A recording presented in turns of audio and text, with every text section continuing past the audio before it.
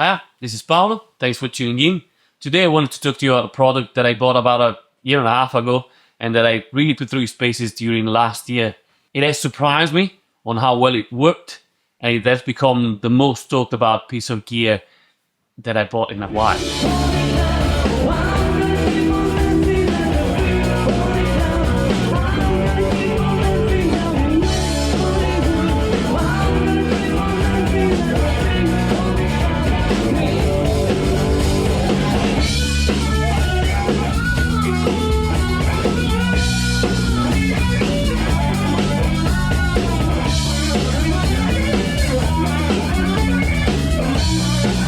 The product is the NUX B-7PSM.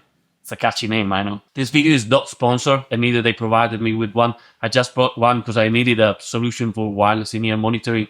I've enjoyed the product so much that I've ended up buying a second one.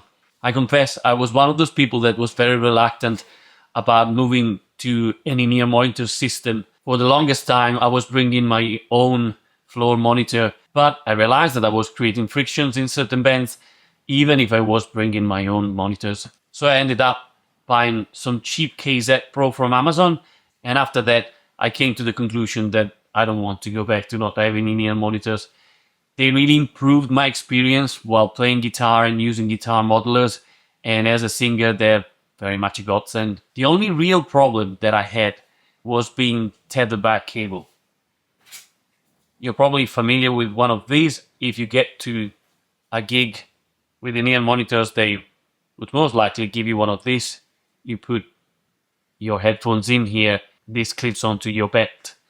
But for the first few gigs, as you probably can imagine, I kept on getting yanked back while trying to move on stage, trying to talk to people, and trying to sort out things, especially during sound checks, and I didn't enjoy that experience. So I went looking for a wireless solution, but to nobody's surprise, professional wireless in-ear monitors are very expensive, and the budget ones, they all transmit on the 2.4 GHz band. That is a bit of a nightmare. If you want to know more about it, I put a link to a Scott Yule video in the descriptions. But to make it brief, the frequency is very busy. It's basically the same frequency that phones and internet routers and all the budget wireless transmit on. So it's really easy to get interferences on that frequency. So I've done my research and I realized that the NUX transmits on the way less busy 5.8 GHz frequency. So I went on to buy one. So let's have a look at it. It comes in this really handy case that it's also a battery. And you can open it and you have the transmitter and the receiver. And what you do, you just press here and it'll start charging. You can see it by the red lights turning on. I can tell you that there's enough charge for at least 3 gigs in this case. So you can just close it by the end of the gig and it'll be ready for the next one. And when there's no more dots here, then you need to charge it again. And the transmitter and receiver itself, they will last for more than 3 hours. I've done very long gigs and they were still going strong by the end. I never had any problem. I've had more expensive gear that barely lasted 2 45-minute sets, and it gave me so much anxiety that I ended up selling it. Using them is really easy. You just take them out of the case, turn them on, and they pair almost instantly. There are no selectable channels. That makes the setting up really easy, but if there were to be some troubleshooting to do, that can be a problem. Although the NUX website says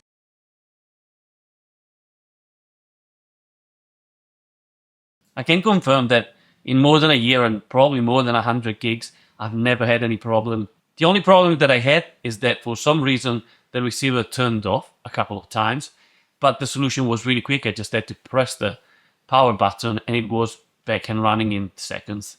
To be clear, I use this on small to medium-sized stages. I use it with my function bed. If you're in need of something for bigger stages or a more professional tour, I would suggest other gear. But of course, the investments needs to be proportionate to the gigs that you do.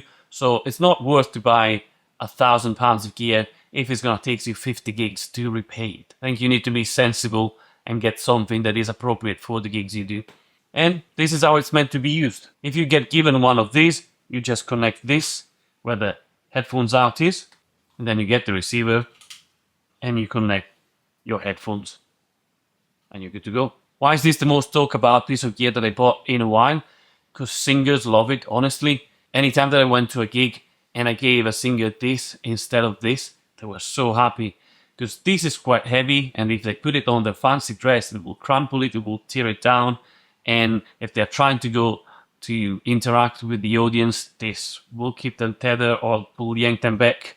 This will give them the freedom. It's really light and really easy to use. So everybody was happy. Every singer asked me how much they pay for it. How do I get it? You can just get it on Amazon, and it's about 130 quid. Also, apart from being a good solution for in-ear monitoring, it's also a handy tool to have. I have a few situations where I had to set up a speaker far away from the mixing desk. And what I did is just plug that into the headphones out of the mixing desk, put the speaker wherever I wanted in the other room or 40 meters away, and just use that to connect to the speakers, and it worked flawlessly. All right, I am in my kitchen. I'm gonna try and play some music from my iPad and see if it plays in the living room. Do not have a big house, so it's a bit easier than normal, but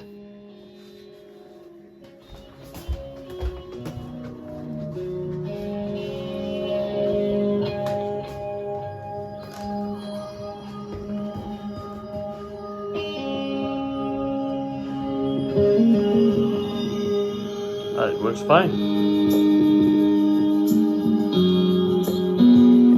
Let me try and close the door.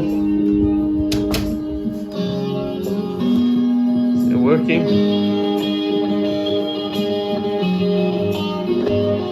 And if you have a good line of sight, it can get to quite far away.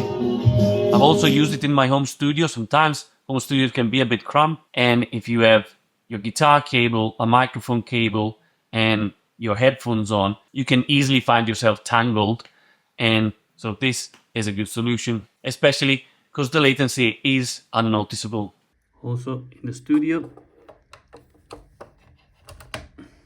you can just plug it in your headphones out and you're good to go.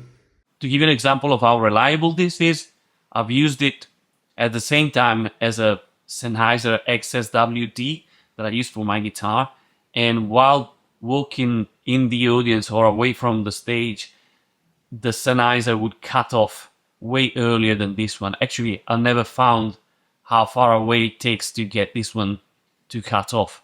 It's actually pretty remarkable for something this cheap.